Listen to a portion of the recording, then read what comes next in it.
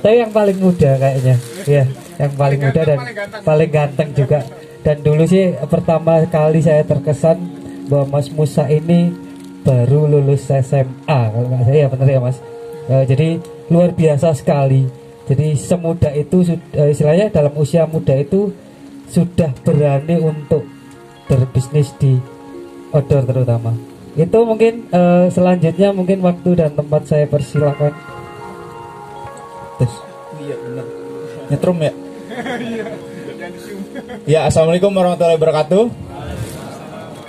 Baik, perkenalkan nama saya Musa Arido dari Black Sherpa ID. Mohon izin, terima kasih yang pertama untuk panitia NGNK 2019.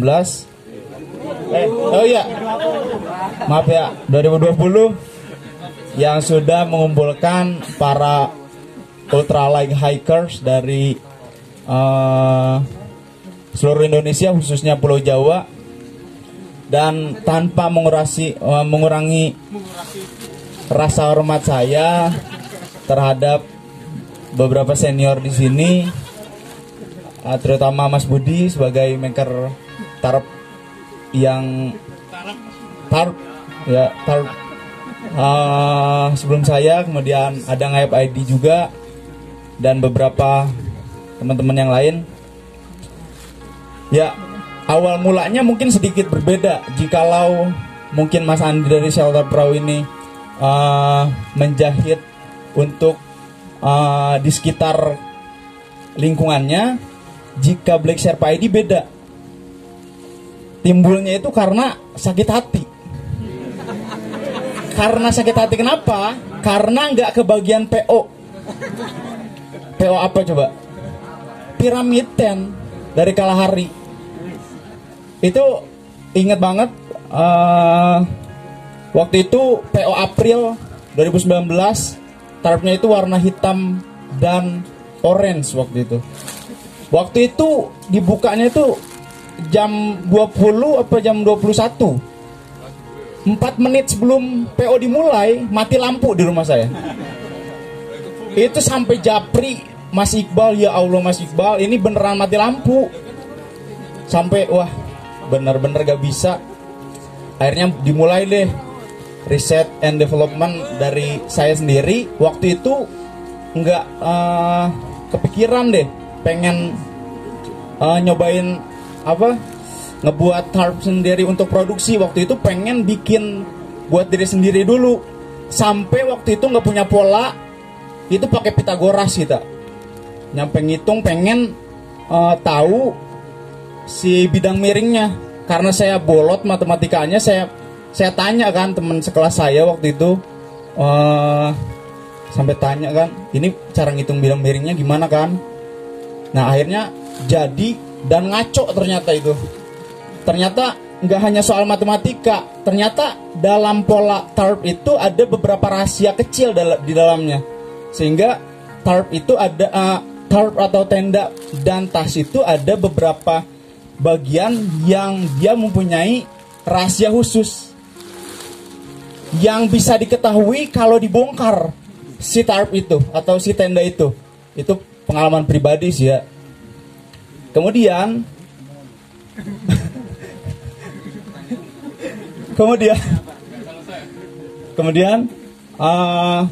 udah selesai. Sedikit koreksi ke Bang Romeo tadi, saya mulai itu kelas 3 SMA waktu itu. Belum lulus SMA waktu itu, teman-teman pada nyinyir kan, lu mau bikin brand outdoor, mana bisa katanya, mana mungkin. Akhirnya dibuktikan, sekarang bisa kan. Kemudian tujuan dari Black Sherpa ID setelah menjadi CV, waktu itu saya belajar dari abang saya, Bang Syed Akal. Saya tanya-tanya bener itu, sampai kayaknya kesal banget sama saya waktu itu. Bang Syed sangat-sangat berucap terima kasih sama Bang Syed Akal. Sekarang gak hadir ya. Nah kemudian tujuannya itu setelah terbentuk CV itu, saya ingin, karena saya pribadi gak bisa jahit, saya ingin penjahit di sekitar saya bisa maju dan di atas UMR. Dan alhamdulillah terbukti pada hari ini penjahit di lingkungan saya dengan sekarang tenaga jahit sudah 5. Alhamdulillah per bulannya sudah mencapai 6 juta untuk penjahit di atas UMR Kota Sukabumi dan Kabupaten Sukabumi yang 3 sekian juta. Seperti itu. Kemudian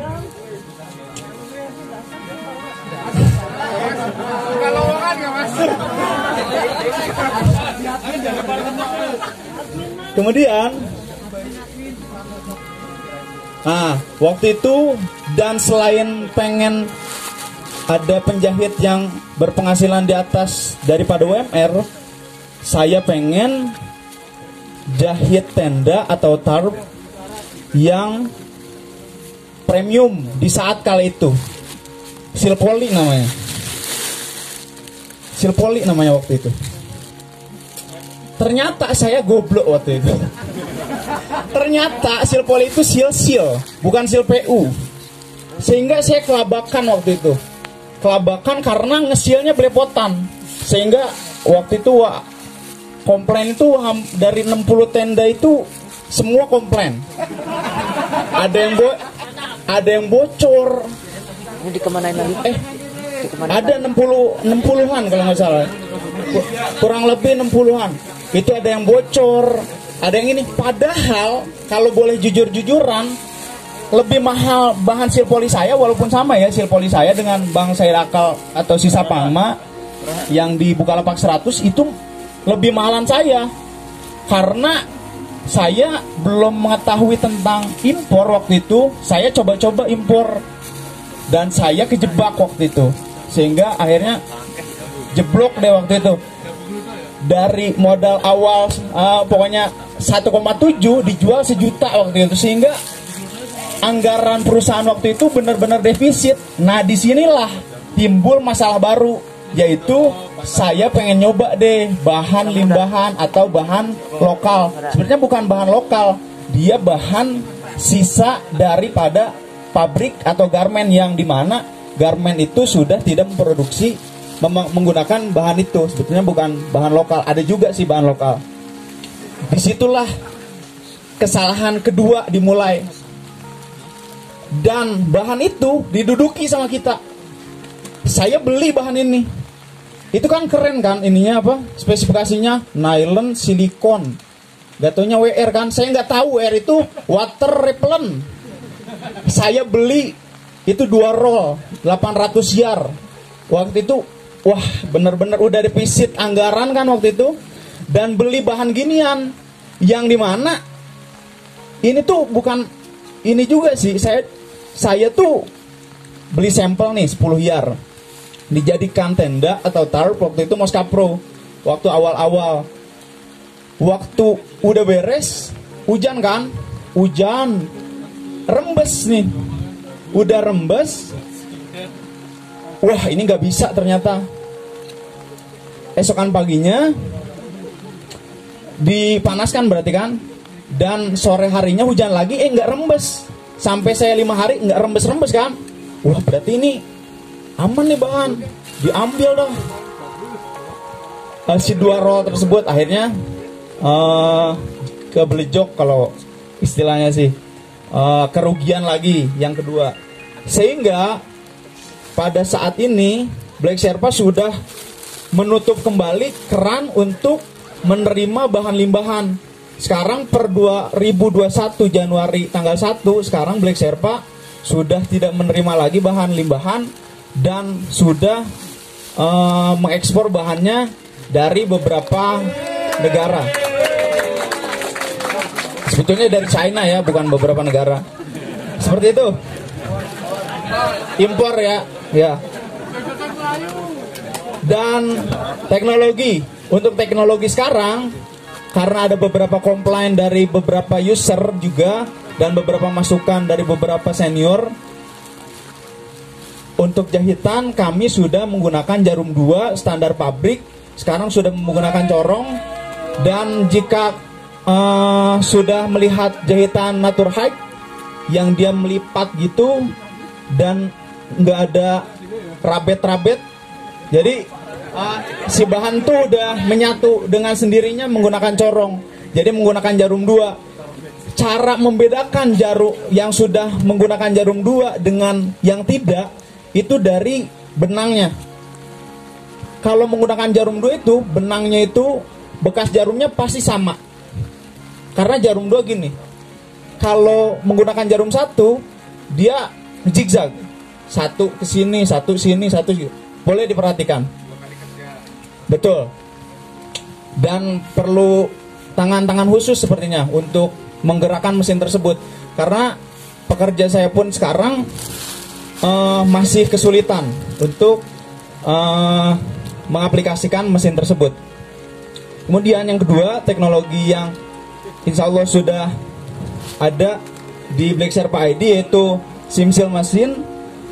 Sekarang Black Sherpa ID sudah menerapkan untuk SIM seal jahitannya, terlebih di produk terbaru yaitu tenda yang akan segera launching, sudah menggunakan mesin SIM seal yang asli. Jadi sudah tidak menggunakan setrika lagi. Seperti itu. Dan bukan saya sombong atau apapun, saya sangat menerima jika teman-teman maker di sini juga pengen menggunakan mesin SIM seal. Saya sangat-sangat terbuka. Malah saya senang, jadi tidak ada istilahnya ini wah sombong nih udah punya mesin SIM seal. Saya sangat menerima. Ayo kita bareng-bareng maju bersama. Seperti itu. Kemudian untuk terobosan terakhir saya sampaikan kepada kawan-kawan, yaitu kami akan memproduksi tenda terbaru menggunakan frame pure carbon dan bahan yang sudah baru saja mendarat di Jakarta 2 hari yang lalu. Dan insya Allah hari Senin setelah pulang dari NK ke 2020 ini saya akan share bahan tersebut di grup di IG Black Sherpa ID. Seperti itu untuk produk Black Sherpa ke depannya. Mungkin cukup sekian dari saya. Jikalau ada pertanyaan atau apapun yang perlu disampaikan kepada Black Sherpa ID atau komplain apapun kepada Black Sherpa ID, silahkan langsung saja ditanyakan kepada saya secara langsung atau langsung japri ke adminnya Black Sherpa. Kalaupun dia slow respon, langsung aja teror, nggak apa-apa, ditelepon-teleponin aja. Seperti itu, langsung aja teror. Dan yang terakhir juga, untuk Black Sherpa ID sudah menerapkan sistem lifetime guarantee untuk tangan keberapapun dan sampai kapanpun tetap garansi. Caranya tinggal hubungi saja Black Sherpa ID. Kalau tidak direspon, sekali lagi teror aja orangnya, si adminnya itu. Adminnya saya sendiri soalnya. Seperti itu. Oke, terima kasih kepada semuanya. Terima kasih kepada panitia. Wassalamualaikum warahmatullahi wabarakatuh. Baik, terima kasih. Tepuk tangan sekali lagi untuk Mas Musa. Ucapkan terima kasih juga kepada teman-teman maker lokal yang telah bisa bertemu, bisa berbagi sharing, sehingga kita bisa saling mengenal, saling tahu. Oh ternyata kekurangan atau kelebihan atau problem-problem kita selama itu seperti ini, seperti itu. Saya sebelumnya juga cukup memberikan terima kasih kepada semua teman-teman yang hari ini telah menggunakan semua produk-produk lokal Indonesia, yang itu artinya kita bisa mengurangi ketergantungan impor, seperti itu. Kalau berbicara tentang sumo seperti itu, saya tadi seperti yang sudah saya jelaskan, saya berangkat dari Bandung. Saya pernah sedikit belajar di Bandung selama 4 tahun tentang tekstil dan garment. Kemudian di Jakarta pernah juga, mungkin kalau tahu, namanya PT Dragon Forever di KBN di Cilincing kalau nggak salah. Terus kemudian di Semarang di Bawen ada namanya PT Libra Permana. Jadi sebenarnya saya berangkat di sumo itu bukan dari pengalaman outdoor, tapi pengalaman garment untuk underwear wanita. Kalau teman-teman tahu brand Vanity Fair, kemudian Curvation, Airilay Intimage, terus kemudian saya juga pernah juga sebenarnya di New Balance, cuman waktu itu hanya jersey. Untuk Lululemon waktu itu baju yoga seperti itu. Terima kasih kepada teman-teman, terutama juga Sumo yang banyak mengkritik saya, banyak memberikan masukan kepada saya, karena sekali lagi saya di Sumo mungkin pengalaman outdoornya tidak terlalu banyak, meskipun di Garmin mungkin sedikit ada. Jadi terima kasih. Terus sekali lagi mungkin sedikit sharing juga terkait sebenarnya produk Indonesia itu bagus. Kalau saya sedikit sharing juga, saya pernah diceritakan oleh salah satu buyer saya waktu itu, namanya dia dari Lululemon. Dia sempat cerita gitu, atau saya sempat tanya, kenapa kamu masih memberikan style yang relatif kenapa saya masih memberikan style yang relatif sulit ini yang waktu itu masuk high tech di Indonesia gitu, dibanding waktu itu kenapa mereka tidak memberikan ordernya ke Vietnam, ke China atau ke Bangladesh gitu. Sebenarnya produk-produk Indonesia itu relatif sangat bagus gitu dibanding produk-produk India, Vietnam, China maupun Bangladesh, karena di garment Indonesia itu mereka mempunyai fisik tangan yang lebih kecil sebenarnya, tangan-tangan operator Indonesia, sehingga itu memungkinkan untuk mendapatkan quality hasil jahitan lebih bagus dibanding produk-produk yang mungkin tangan-tangan Asia yang mungkin lebih besar-besar kayak India, Bangladesh atau mungkin China atau Vietnam sebenarnya seperti itu. Itu pengalaman saya pernah diceritakan oleh salah satu buyer saya seperti itu. Jadi sebenarnya produk-produk Indonesia itu tidak kalah dibanding produk-produk impor. Hanya saja mungkin dari segi teknologi, teknologi pengalaman atau penguasaan mesin dan lain-lain itu mungkin relatif lebih di bawah seperti itu. Sekali lagi saya ucapkan terima kasih kepada semua teman-teman yang hari ini bisa menggunakan apapun, baik itu tas, baik itu jaket, baik itu topi dan lain-lain itu dari produk lokal. Semoga nanti itu bisa membangkitkan atau bisa menaikkan rating kita dari agar kita tidak ketergantungan impor seperti itu. Mungkin dari saya cukup sekian. Wassalamualaikum warahmatullahi wabarakatuh. Waalaikumsalam. Terima kasih, tepuk tangan dulu untuk Mas Irfan, maker top salah satu ini yang mungkin juga banyak dicari, Mas Budi Ngabak Desain. Silakan Mas.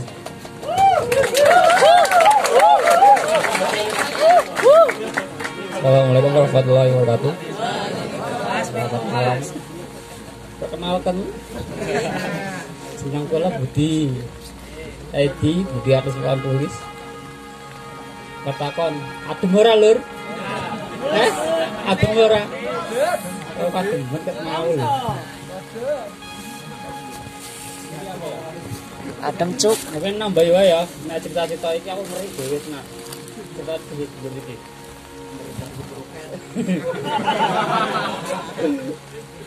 Dan bimbing dewe tenang. Jadi kalau bilang sejarah awal mula itu tahun 2016. Itu dulu zaman-zamannya udah ada tab belum sih?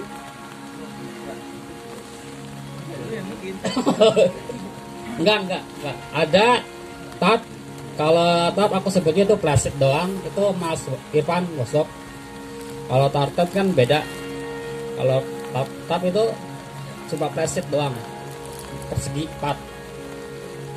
Kalau tartet itu dari desain khusus dengan look yang udah ada dan udah dipaten seperti itu, dengan bentuk seperti itu. Nah di situ dapat dari anak Gresik ya, apa sih, Mas Edu ya, iya.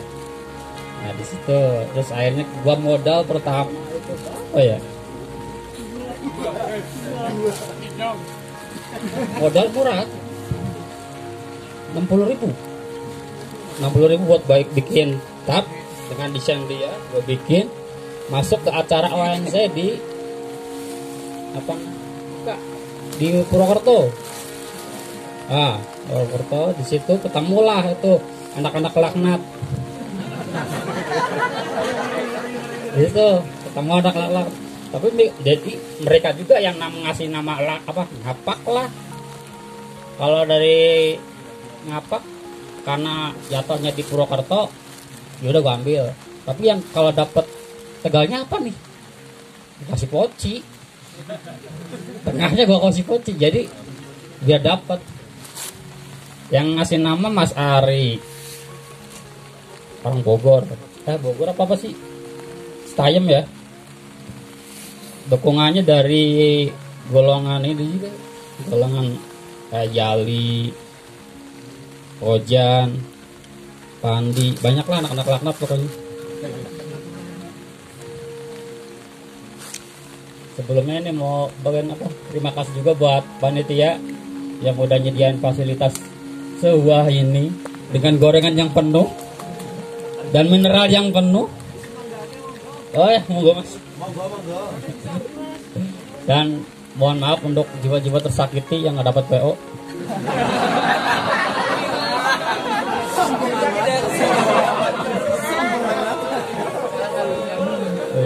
Ngapurane Mas, tanganku loroto.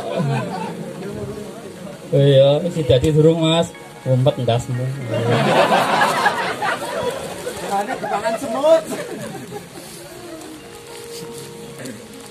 Jadi gitu aja ya dari saya. Dimulai dari tahun 2012 sampai sekarang masih PO. Sekian dan terima kasih. Tepuk tangan untuk Mas Budi. Oke, lanjut mungkin dari perwakilan atau dua-duanya dari Pinnacle ya. Mungkin banyak sekarang kita pakai celananya mungkin terutama. Monggo Mas Oki atau Mas